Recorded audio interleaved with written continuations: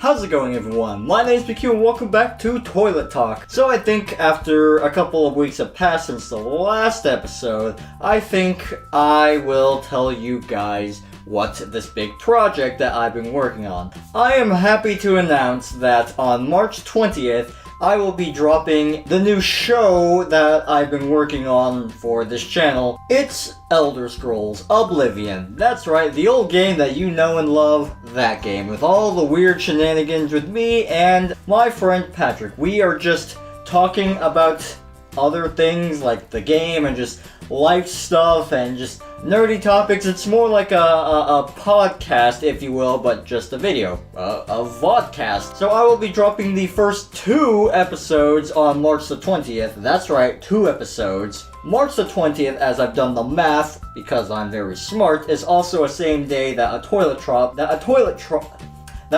Talk video drops. So you're actually gonna get 3 videos. 3 videos on that Sunday on March 20th. The reason why we decided to do this was because that March 20th is the 10th anniversary of Elder Scrolls Oblivion. Yeah, feel old. And also the reason why we decided to do this show is because one day I came over to his place and we couldn't figure out anything to do, so we just played Elder Scrolls. I just watched Patrick play for 6-7 hours straight, and we were able to just shoot the breeze and just talk about stuff, and it was really good. Then we thought to ourselves, why not just make this into a vodcast thing, whatever you want to call it. And that is where we came up with the idea to do that. So, mark your calendars, March 20th, I will be reminding you every single Toilet Talk episode until that date. Please go watch it, it's a lot of fun, even if you don't like video games, or just 2 guys shooting the breeze and just talking about stuff. It's a good time. And now for our feature presentation. So the other day I got to thinking about an interview that, I don't even remember when, where, or why it happened, or the reason why I read it, but it had to do with Nathan Fillion saying that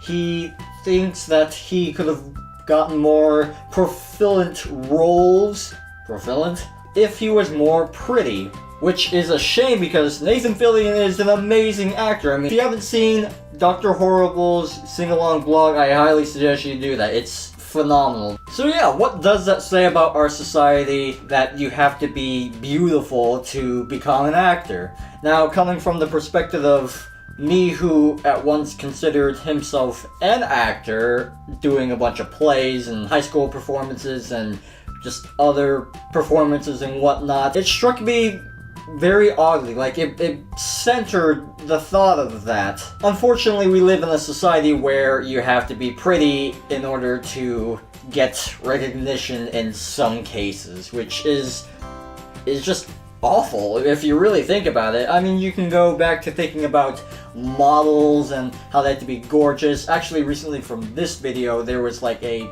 plus whatever size model for the first time in Sports Illustrated, but so yeah, that's a great thing. But again, it still begs the question, why do you have to be pretty to be successful, so to speak? Has society really dropped that low? I guess whatever makes you a little bit hot and steamy in the pants makes you famous, I suppose. So coming from my personal experiences being Asian and not necessarily considering myself pretty, I kind of had to agree with the statement that only the pretty people get to be recognized in some sorts. I mean, me doing a part in Les Miserables, there's no reason why an Asian should be in the French Revolution. I mean, why was I there? Although I got to play a pimp, and that was pretty pimp. But it's kind of true if you think about it, and if you just look at media in general. I always tell people that I wish I would have gone into media because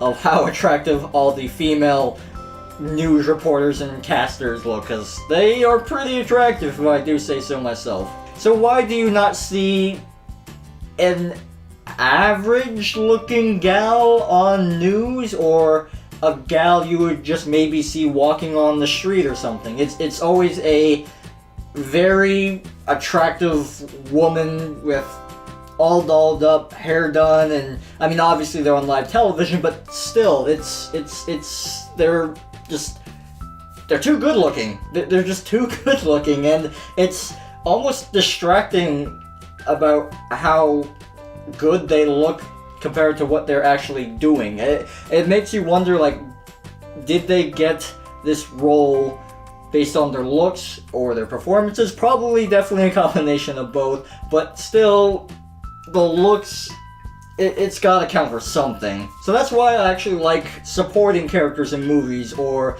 those hidden gems you see in certain plays or movies. They are truly the little shiny golden nugget of the show that really wraps up the show, really makes the show a show. It's their background characters almost, depending on what their role is, but they really can make or break a show. They usually have like really good one-liners or provide some really interesting or funny thing to add to the show. Which I gotta give a shout out to one actor in particular who I find a very big inspiration, Steve Buscemi. But anyways, I love this actor. He is a phenomenal actor, and not to sound offensive or bad, but he definitely isn't one of the most attractive looking males in the movie industry. He's always played serial killers or really just morally bad characters, and I believe he also definitely got killed in pretty much everything he's ever been, or just got injured because his outward appearance looks that of a scumbag. I really don't think you look like that, Steve Buscemi. I think you're beautiful. Call me.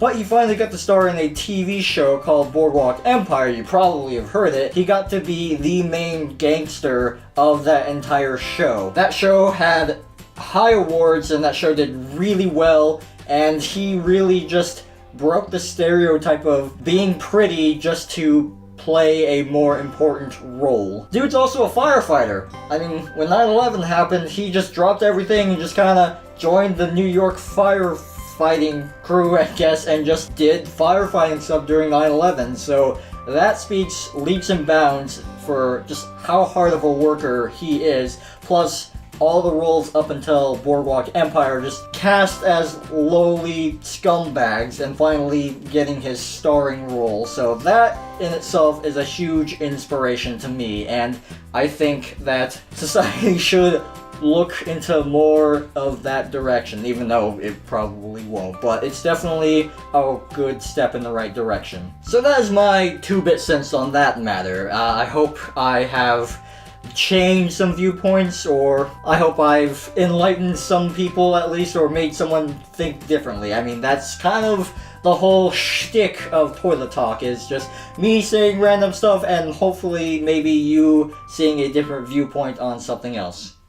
Wow, that's a good slogan for this show. So that is all the time I have for today, so thank you so much for watching this episode of Thank you so much for watching this episode of Toilet Talk, and thank you for taking the time out of your busy schedule to watch. Be sure to check out any of the other videos I have around my head, and be sure to subscribe if you haven't. I would really appreciate it, and I hope to bring future content to my subscribers or any people that just watches these. I mean, I'm eternally grateful for anyone that just watches them, or even just glances at the silly thumbnails that I make. So yeah, I'm here every single other Sunday, and I'm also here every single day because I'm alive. So, oh man, that's stupid. That's stupid. So, anyway, thank you so much for watching. Have a great day, and I will see you in the next video. See you later.